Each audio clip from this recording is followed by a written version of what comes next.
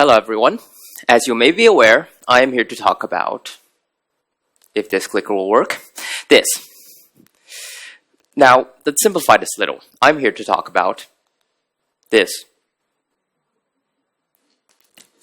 Now, we obviously aren't dysfunctional. We can eat breakfast, get on a car, get here, and hopefully give a decent TEDx speech. So, why do I say this? Let's start with an example. Which of these blue lines are longer? You can feel free to shout it out. I see a lot of people have seen this one already. Yes, they're the same.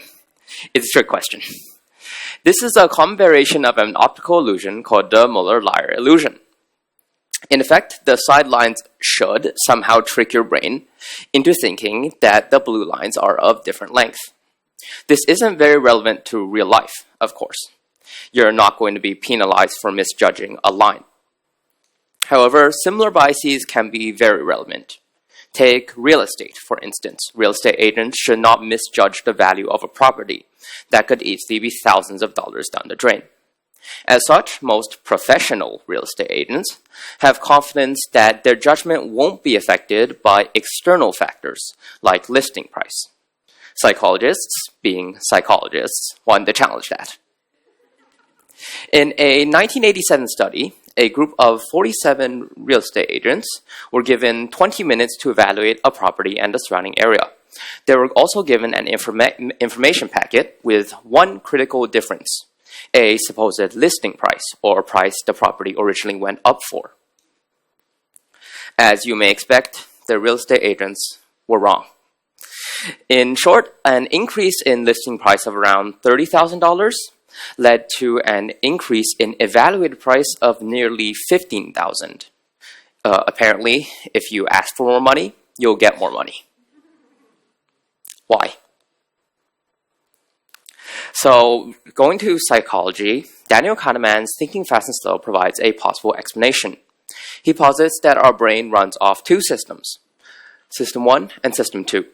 System 1 is quick, easy, subconscious. System 2 is slow, hard, and conscious. So what this means is that System 1 ends up doing most of our day-to-day work. Stuff like perhaps searching for people you recognize, or checking if you're going to get hit by a car while crossing the road.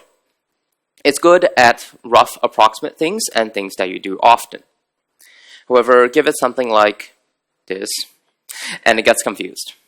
In contrast, System 2 is slower but much more accurate. Your attempts at interpreting that should, with exceptions, use System 2. So, we just need to use System 2 for all of our decisions, right? Unfortunately, no. System 1 is automatic.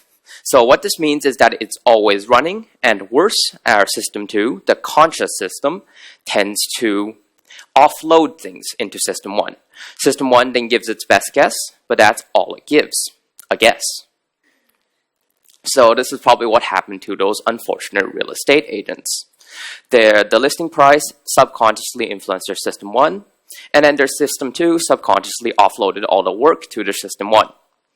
Think of this as perhaps giving all the work to one of your less reliable teammates. Of course, this isn't one of the only biases we have. These are perhaps a list of some others.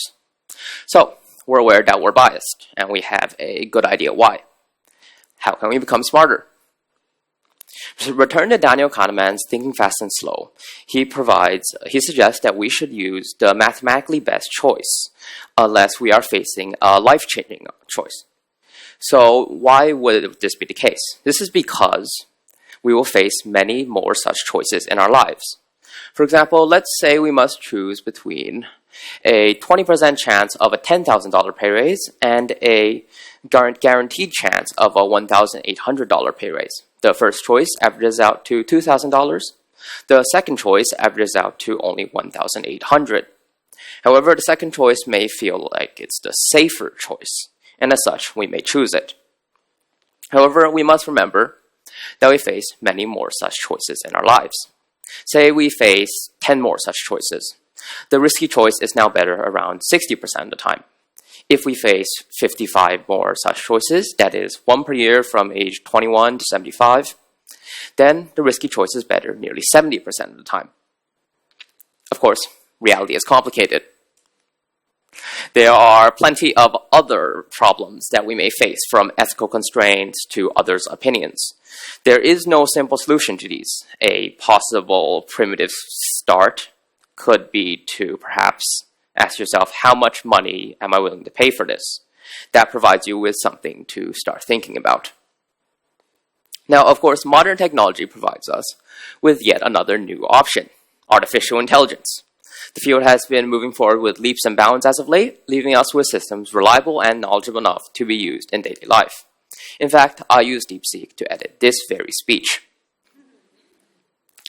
However, hopefully none of us just toss all of our stuff into AI and ask it, make a decision for me. AI is rather infamous for being confidently incorrect if pushed in places it doesn't know about, the so-called AI hallucinations. Instead, I suggest treating it like a second opinion, or perhaps as an advanced search engine.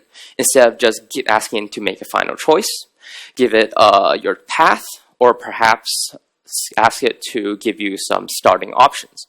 This allows you to easily exercise your judgment, your system too, on the options it gives. But if that's all gone over your head, I want to leave you with one last thing. As Sun Tzu once said, know your enemy and know yourself. Our enemy is and has always been the failures of our own thought. Thank you.